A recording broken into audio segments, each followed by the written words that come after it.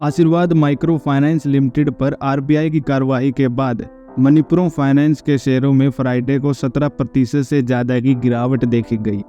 The gold financing company Manappuram finance limited को Asirvad micro finance पर RBI की कार्रवाई के बाद कई सारे ब्रोकरेज हाउसेज ने डाउनग्रेड किया और उसके टारगेट प्राइस में कटौती के संकेत मिले हैं। Asirvad micro finance limited Manappuram finance limited की एक सब्सिडरीज कंपनी है, लेकिन आरबीआई ने आशीर्वाद के साथ ऐसा क्या कर दिया जिसके बाद मणिपुरम फाइनेंस के शेयरों के होश उड़ गए।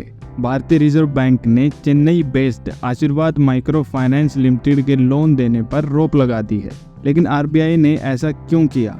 आरबीआई ने कहा है कि ये कार्रवाई वेटेड एवरेज लैंडिंग रेट और कॉस्ट ऑफ फंड पर ब्याज के जो स्प्रेड है उसके ज़्यादा होने के कारण जो प्राइसिंग पॉलिसी में मटेरियल सुपरवाइजरी चिंताओं के चलते ऐसा फैसला लिया गया है। आरबीआई ने कहा कि ये सब चीज़ें आरबीआई की फेयर प्रैक्टिस कोड के मुताबिक नहीं चल रही थी।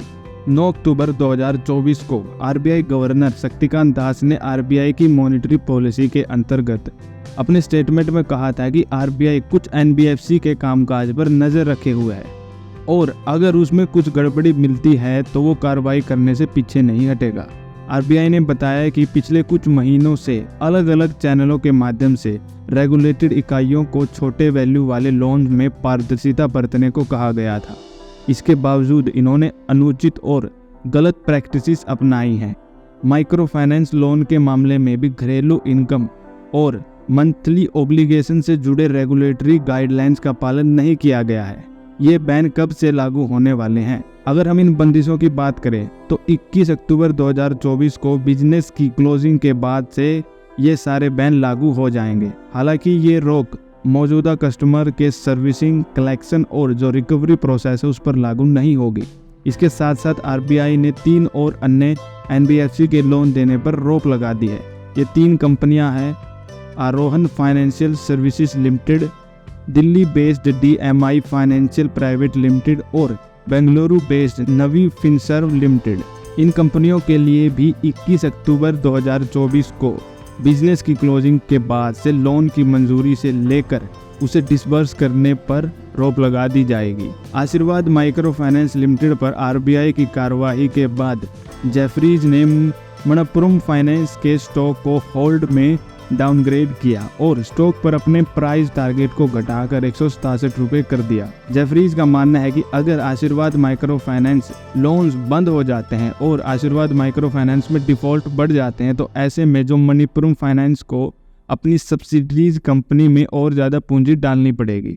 इसका असर कंपनी की आय पर भी पड़ेगा। इसके साथ ही ब्रोकरेज फर्म CLSA ने मणिपुरम पर अपनी आउट परफॉर्म रेटिंग को बनाए रखा है, लेकिन इसके जो प्राइस टारगेट को पहले से 240 रुपये से घटाकर 200 रुपये उन्होंने कर दिया है।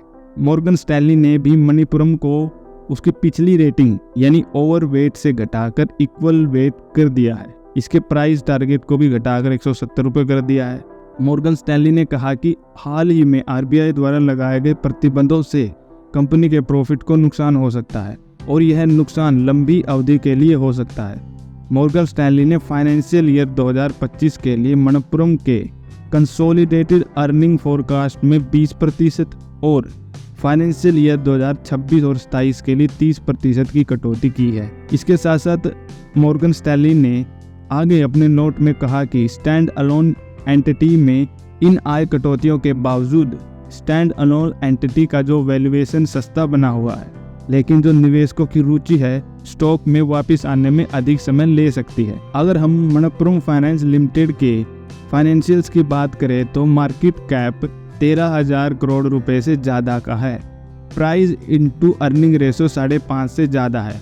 कंपनी का आईपीओ 2 रुपये की फेस वैल्यू के साथ आया था और जो फिलहाल कंपनी की आरओई यानी रिटर्न ऑन इक्विटी चल रही है वो 20% से ज़्यादा है। अगर कंपनी के इन्वेस्टर्स की बात करें तो प्रमोटर्स के पास 35% से ज़्यादा का स्टेक है और वहीं 33% से ज़्यादा का स्टेक फॉरेन इन्वेस्टर्स के पास है। डोमेस्टिक इन्वेस्टर भी 9% से ज़्यादा की हिस्सेदारी होल्ड करते हैं और पब्लिक होल्डिंग है वो 22% से ज़्यादा है। तो मणिपुरम फाइनेंस का जो आने वाला भविष्य है वो अभी विश्लेषण के दौर से गुजर रहा है। लेकिन हम यहाँ पर आपको एक डिस्क्लेमर दे देना चाहते हैं कि हम यहाँ किसी भी स्टॉक की बाय और सेल की रिकमेंडेशन या किसी भी फाइनेंशियल इंस्ट्रूमेंट की बाय और सेल की रिकमेंडेशन नहीं देते हैं। ऐसे किसी भी फाइनेंशियल इंस्ट्रूमेंट में आपको इन्वेस्ट या ट्रेड करने से पहले अपने फाइनेंशियल एडवाइजर की सलाह ज़रूर ले लेनी चाहिए। तो आज की वीडियो में इतना ही। अगर आपको ये वीडियो पसंद आई हो तो इसे लाइक कीजिए और हमारे चैनल को सब्सक्राइब कीजिए। धन्यवाद।